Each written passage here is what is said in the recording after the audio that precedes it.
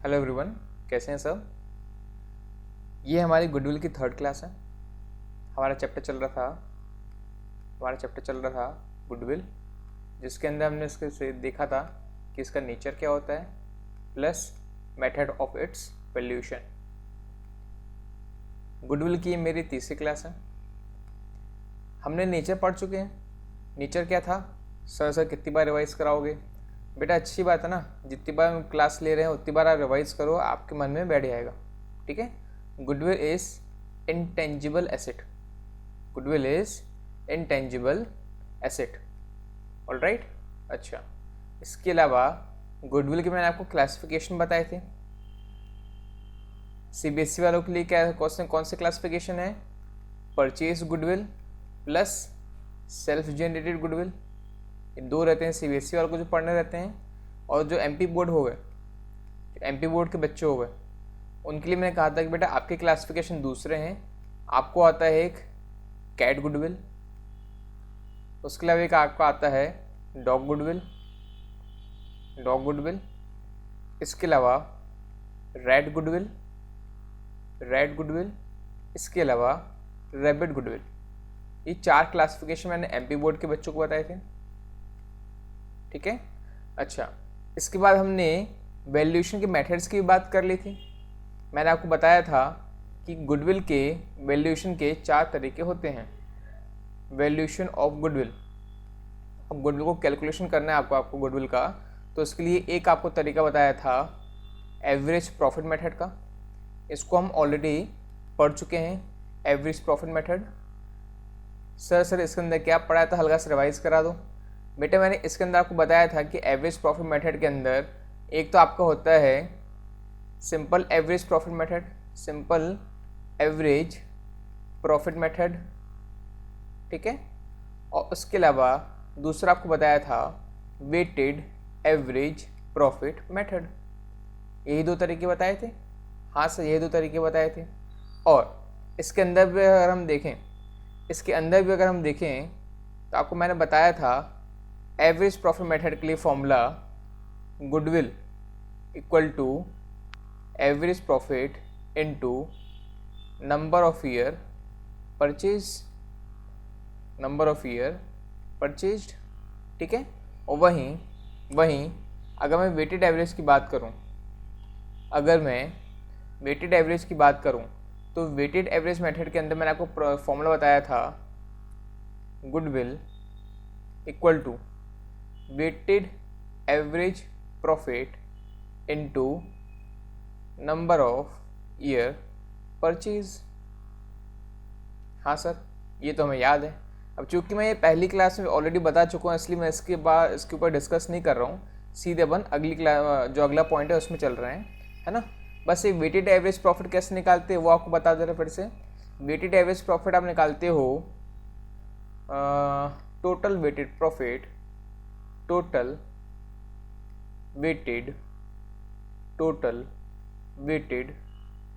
Profit divided by total weight. अगर याद हो तो मैंने आपको कब बताया था, इसको मैं बोलता हूँ वजनदार प्रॉफिट। क्यों बताया था ये भी आपको याद होगा कि इसको वजनदार प्रॉफिट क्यों बोलते हैं। ठीक है। चलो, हमने वैल्यूएशन ऑफ गुडविल के अंदर एक पॉइंट तो हम पढ़ चुके हैं। इसके अलावा दूसरा आपको तरीका बताया था मैंने वैल्यूएशन का, वो था सुपर प्रॉफिट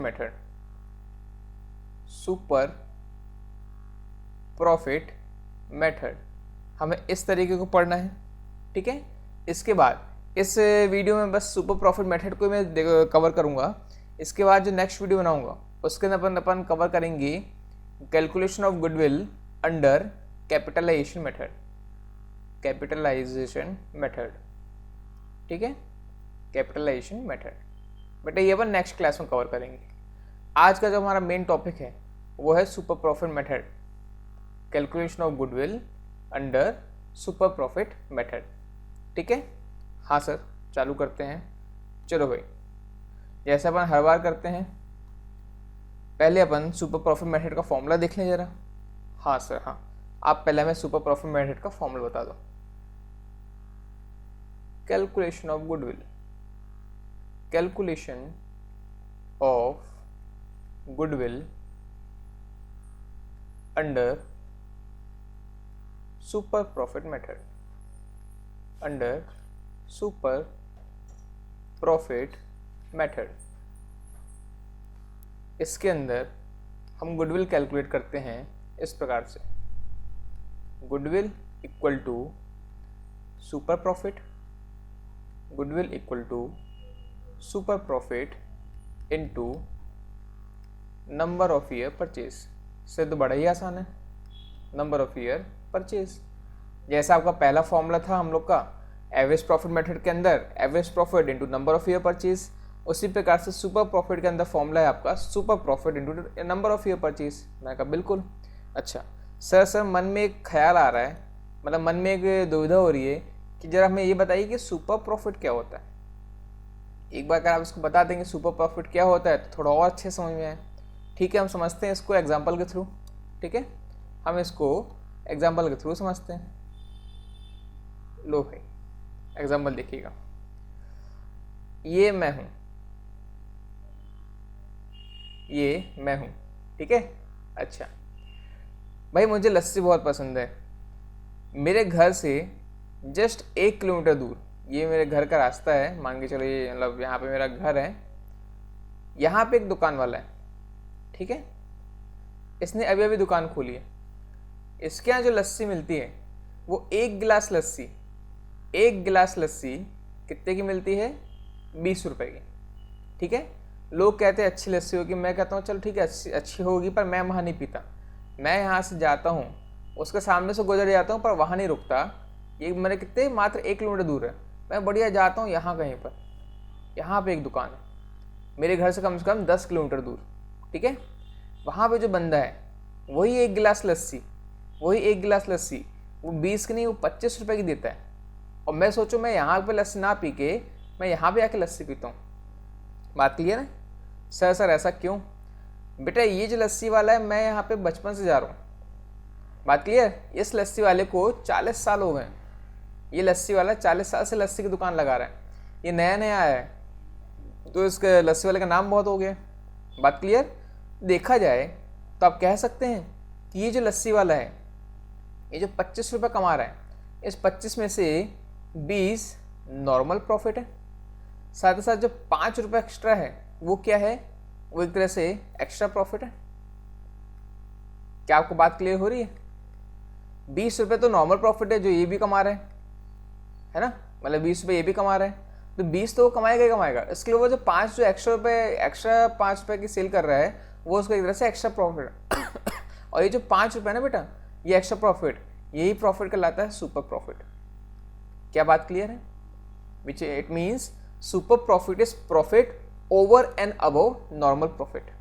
ठीक है, अगर मैं डेफिनेशन की बात करूं कि definition of super profit, definition of super profit, तो it is a profit, it is an profit which is over and above normal profit। क्या बात क्लियर? जो नॉर्मली लोगों को प्रॉफिट होना चाहिए उससे अगर ज़्यादा बंदा कमा रहा है तो वो कहलाता है सुपर प्रॉफिट। क्या ये बात क्लियर? हाँ सर ये बात क्लियर। चलो भाई सुपर प्रॉफिट आपको समझ में आ गया। ठीक है, अब ये सुपर प्रॉफिट निकालते कैसे हैं? सीधी सीधी बात है, ये बात आती है ना। क्वेश्चन में भी अगर आपको ये फॉर्मूला का बस दिया हो, क्वेश्चन में भी आपको सिर्फ ये फॉर्मूला दिया हो, ठीक है, किसका? सुपर प्रॉफिट का, कि सुपर प्रॉफिट निकालना है, तो आपको एक सुपर प्रॉफिट निकालते भी तो आना चाहिए। बेटे सुपर प्रॉफिट को निकालने का फॉर्मूला है सुपर प्रॉफिट। ठीक है, क्या होगा? ये आपका होगा एवरेज प्रॉफिट माइनस नॉर्मल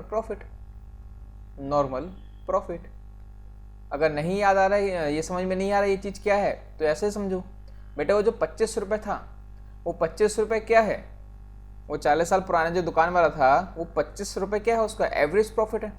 ठीक है, और नॉर्मल प्रॉफिट क्या है भाई? जो नॉर्मली जो पहला वेंडर था जो नॉर्मली सभी वेंडर 20-20 रुपये चलाते हैं, 20-20 रुपये में लस्सी बेचते हैं, पर वो बंदा 40 साल वाला 25 रुपये में लस्सी बेच रहा है। ठीक है, तो एवरेज प्रॉफिट क्या है 25 रुपये, और नॉर्मली जो प्रॉफिट होना चाहिए वो कितना होता है 20 रुपये। तो आपका सुपर प्रॉफिट कितना निकल के आया 5 रुपये। इस एग्जाम्पल से मेरे ख्याल से आपको याद रहेगा। ठीक है, तो average profit minus normal profit is super profit. ठीक है सर, ये बात क्लियर हो गई हमें, वेरी गुड। अगर ये बात क्लियर है तो हम थोड़ा आगे बढ़ते हैं। चलो अच्छा, अब ये एवरेज प्रॉफिट कैसे निकालते हैं आपको ये भी पता है? क्या बात कर रहे हो सर? क्यों भाई, आज से इससे पहले वाला जो फॉर्मूला था calculation of goodwill under average profit method, उसके अंदर हम क्या करते थे, average profit into number of year purchase. तो अभी जो एवरेज प्रॉफिट है कैसे निकालते हो, मैं बता दे रहा हूँ, यहाँ पे ज़रूरत नहीं है।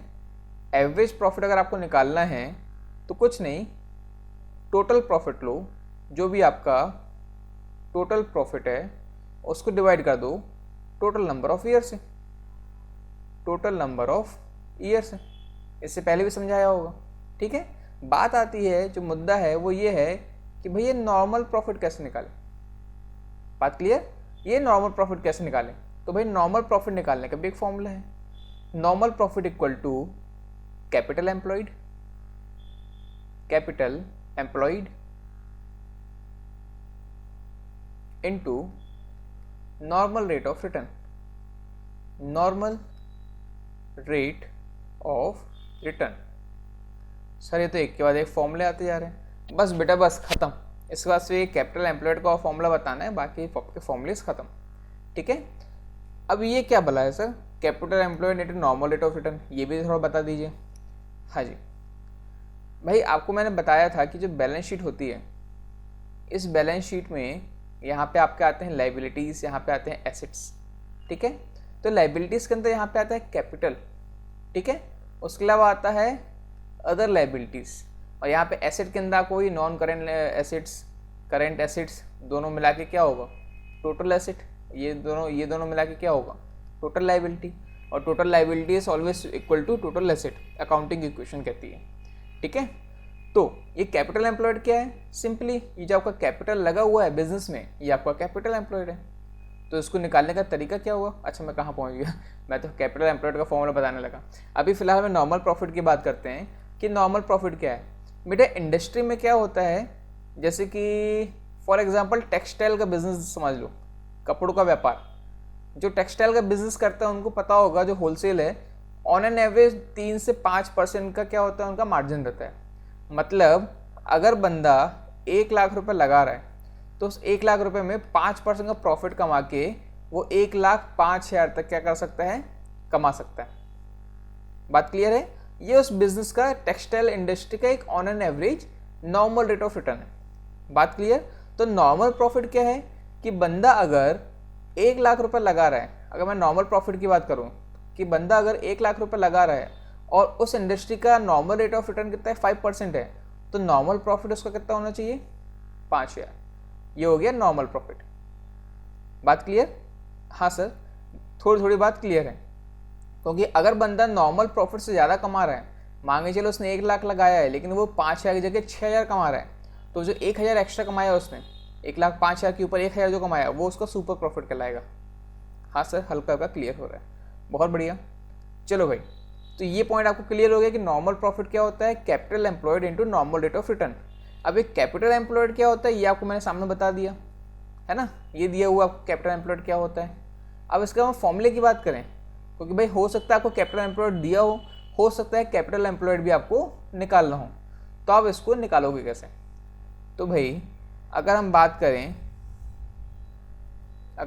करें कैपिटल एम्प्लॉयड निकालने की, तो इसको निकालने के 2 तरीके हैं। ठीक है, एक तरीका देखो, टोटल एसेट में से अदर लाइबिलिटी माइनस कर दो तो आपका कैपिटल बचेगा कि नहीं बचेगा? ठीक है, ये देखो, टोटल एसेट में से आप अदर लाइबिलिटी माइनस कर दो तो आपका कैपिटल बच रहा है कि नहीं बच रहा है? हाँ सर, बच रहा है। तो एक फॉर्मूला आपका हो गया क्या, total asset minus other liabilities. एक तो ये आपका तरीका हो गया।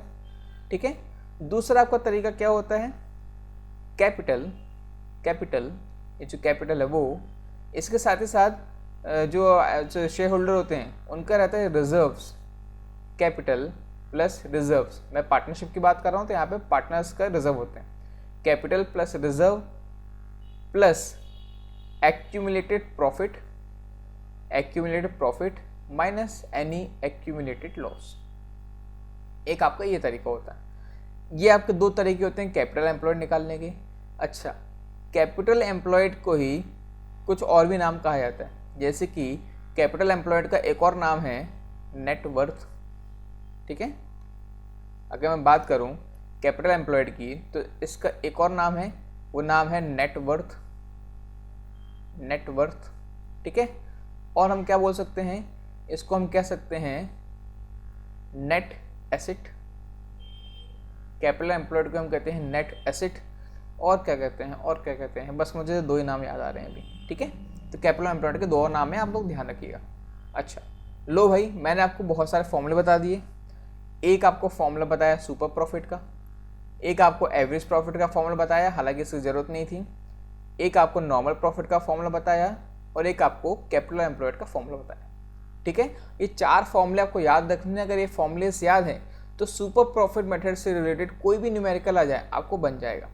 हालांकि एमपीए बोर्ड में थ्योरेटिकली आता है, तो आपको पता होना चाहिए कि calculation of goodwill under super profit method के अंदर ये फॉलोइंग्स आपके क्या कहते हैं फॉर्मूलेस लगते हैं। बस आपको ये ध्यान रखना है। सिंपल सुपर प्रॉफिट की आप डेफिनेशन लिख देना, उसके अलावा ये जो फॉर्मूलेस हैं उनको लिख देना, फुल मार्क्स आपको मिल जाएंगे। ठीक है, और जो न्यूमेरिकल चाहते हैं, जैसे सीबीएसई हो गया या कोई और स्टेट के बंदे हो गए, अगर वो इसको देख रहे हो तो भाई ये ध्यान रखिएगा, इन फॉर्मूलेस को आप याद कर लोगे तो आपको ऑलरेडी अपने आप बन जाएगा। ठीक है, तो मैं इसको फिर से एक बार लाइन से लिख रहा हूँ कि आप लोग एग्जाम में इसको सॉल्व कैसे करोगे। इसी चीज़ को दोबारा लिखूंगा। ठीक है, चाहो तो आप इसको नोट कर लो।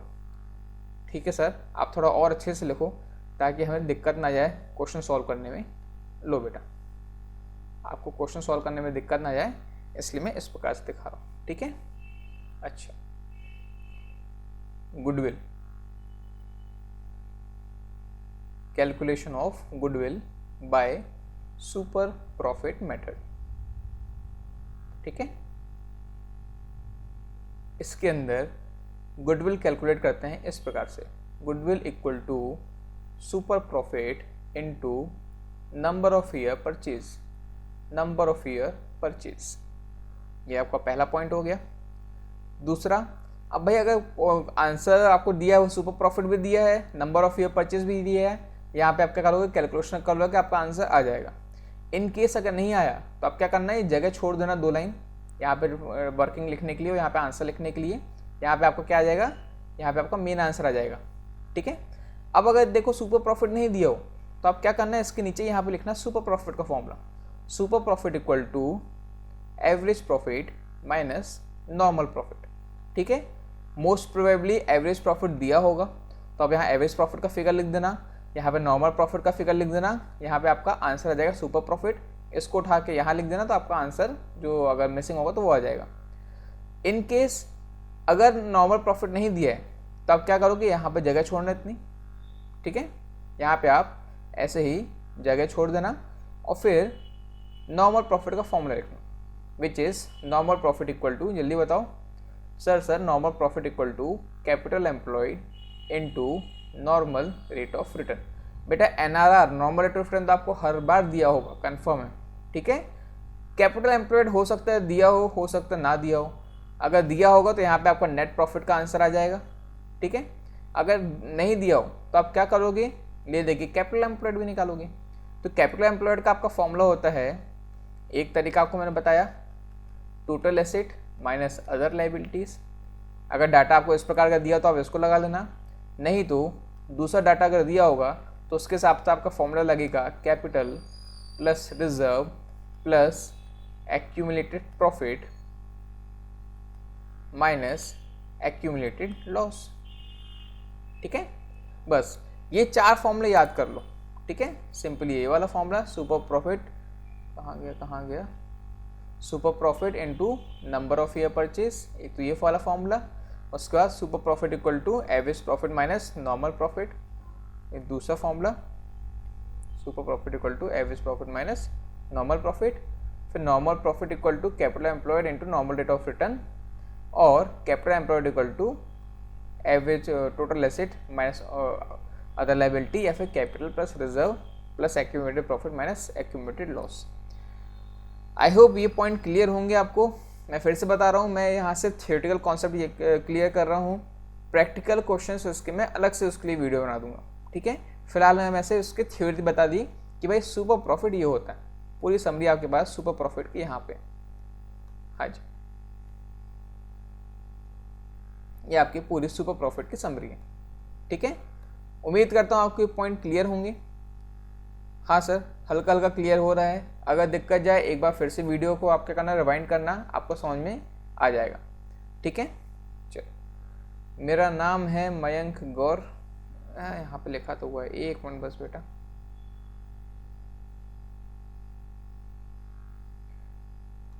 मेरा नाम है मयंक गौर, मैं जबलपुर से हूँ। यूट्यूब चैनल का नाम मेरा मयंक गौर है, व्हाट्सएप नंबर आपके सामने दिया हुआ है। इन केस कोई क्वेरी हो, हालांकि मैं सॉल्व बहुत कम करता हूँ आजकल, फिर भी आप मैसेज कर सकते हैं, ठीक है। चलो, वीडियो पसंद आए तो लाइक करिएगा, चैनल सब्सक्राइब करिए। Tata, bye bye. अगली क्लास में अपन काम करेंगे किस पे? Calculation of goodwill under capitalisation method.